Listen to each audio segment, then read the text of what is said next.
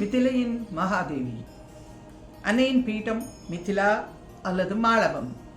இடது தோள்பட்டை விழுந்த இடம். பீட்டேஸ்வரியின் நாமம் மகாதேவி அல்லது உமா. பைரவர் மகோதரர்.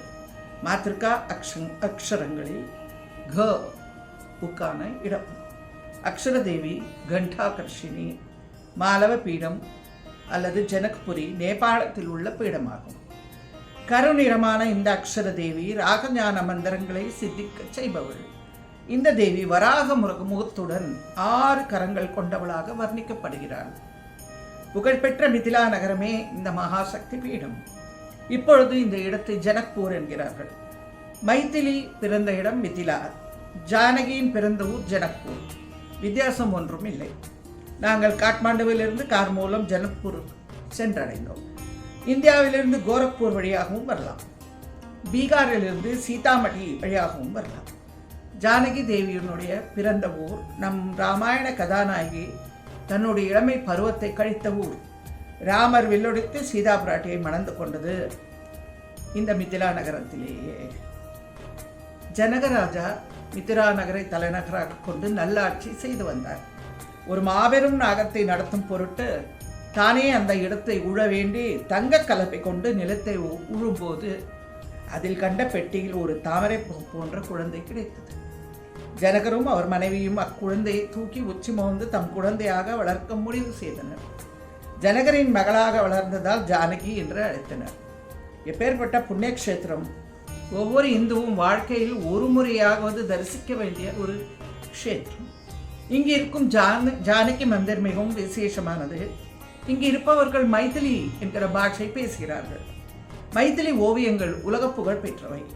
இவ்வளவு பெருமைகள் கொண்ட இந்த இடத்தில் நம் அன்னை மகாதேவி அல்லது உமா குடியிருக்கிறார். உமா என்ற நாமத்திற்கு அழகான அர்த்தம் கூறுகிறார்கள். ஹிமவானின் மனைவியாக மேனா தன்பு அன்பு மகளான பார்வதி சிவபெருமானை நோக்கி கடும் தவம் செய்ய புறப்படும் போது வேண்டாம்மா அம்மா என்கிறாளாம். உமா, என் அன்பு மகளே, நீ இவ்வளவு கடினமான தவத்தை மேற்கொள்ள வேண்டுமா என்று கேட்கும் தாய்க்கு சிவபெருமானை பரியாக அடைந்தே தீருவேன், அவரை நோக்கி கடும் தவம் இருக்கப் போகிறேன் என்று உமாதேவியார் குறிப்பிடுகிறார். சிவபெருமானை பதியாக பெற்று அவருக்கே உமாபதி என்ற பெயரை தரும் அன்னை.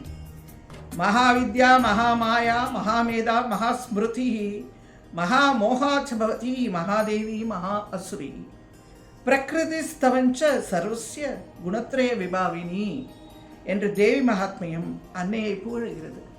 அன்னை மகாவித்யா மகாமாயா, அவளே மகாபுத்தி, அவளே வேதங்கள், அவளே மோகன வடிவினளாகவும் மகாதேவ சக்தியான மகாதேவி, அதாவது சக்கல தேவர்களுடைய சக்தியின் ரூபமாக மகா அசுர சக்தியாகவும் அனைத்துக்கும் மூல காரணமாகவும் உள்ள அன்னை. அன்னை ஸ்ரீ உமாதேவி 5 முகங்களுடன் 8 திருக்கரங்களுடன் சிவப்பு பட்டுடுத்தி சிம்மத்தை வாகனமாக கொண்டவள். நமது மகாதேவியானவள் அனைத்து தேவர்களுடைய சக்தியையும் கொண்டு நிற்பவள். அப்பேற்பட்ட தேவியே இந்த மிதிலா பீடத்தில் குடியிருக்கிறார். மிருணாலி மிருத்வீனாம் தவ புஜலதானாம் சதஸ்ருணாம் என்கிறார் ஆச்சாரியர். தாமரை தண்டு போல தவழும் அன்னையின் புஜங்கள் அவ்வளவு அழகான கைகளை தாங்கும் தோள்பட்டை விழுந்த இடம். இந்த நாமத்தை உடைய பீட்டேஸ்வரியின் தரிசனம் கிடைப்பதில்லை. சின்ன சின்ன கோயில்கள் இருக்கின்றன. உமா என்றோ மகாதேவி என்றோ நாமத்துடன் அன்னை நமக்கு காட்சி தரவில்லை. ஆகையால் இந்த புண்ணிய பூமியையே அன்னையின் பீடமாக கருதி தொட்டு வணங்குவோம்.